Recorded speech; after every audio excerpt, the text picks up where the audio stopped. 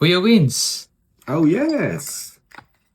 may tanong ako. Oh, ang tanong mo. Why people quit too early? Oh, alam mo, yung pagiging perseverance natin sa buhay, yan ay nabubuo sa atin dahil sa ating mindset, no? Marahil kaya sila nag-quit too early dahil hindi nabuo sa kanila yung perseverance, no? Yung sinatawag natin na grit, G-R-I-T, di ba?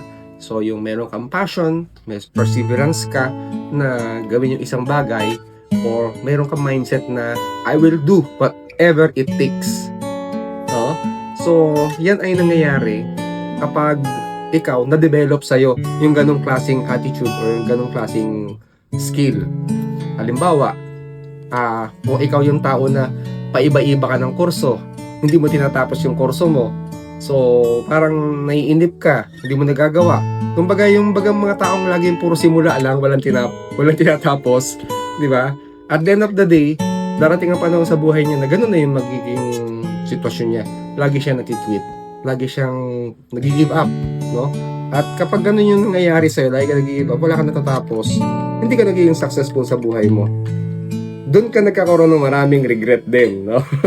Yung tinalakay natin noong nakaraan. Isa pa, kaya maraming tao yung nakikwit agad kasi minsan meron silang takot. Takot sila mapagod, takot sila mag-fail, takot silang sumubok. So, yung mga takot na yun, yung nagdadala sa kanila na magkikwit sila. No? So, ano bang dapat magkaroon? Ano ba yung pwede nating gawin para tayo ay hindi mag-quit sa ating mga hangarin sa buhay? Isa sa mga nakikita ko na pwede nating gawin para hindi tayo quitter, kundi maging winner tayo, no? Usually kasi yung mga quitter, sila yung mga loser di ba? Pero yung mga nagpapatuloy, tinatapos sila yung mga trabaho na sila yung mga nagiging winner.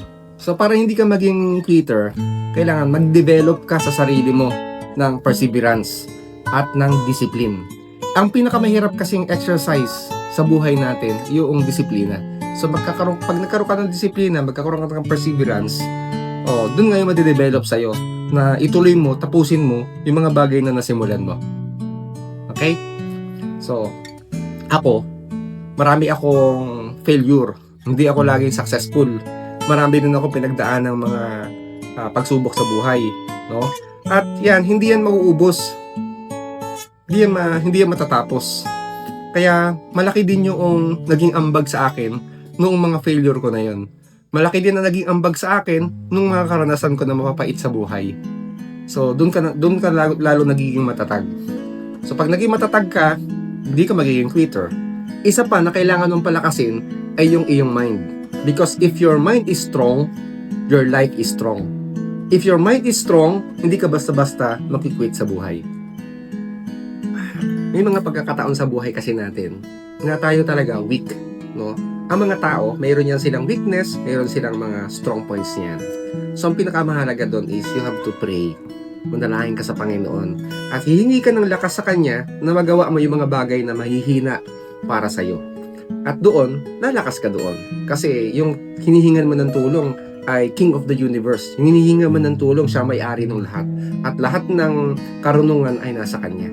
So, isa sa nagpapalakas sa atin para tapusin natin yung mga bagay sa buhay natin na gusto natin tapusin at hindi mag-quit ay yung ating pananampalataya. Yung faith mo dun sa iyong ginagawa. Okay? So, kapag yung faith mo sa iyong ginagawa ay buo, tatapusin mo siya. Kasi pinaniniwalaan mo na ikaw ay magtatagumpay. So, don't be a quitter, don't be a loser, be a winner.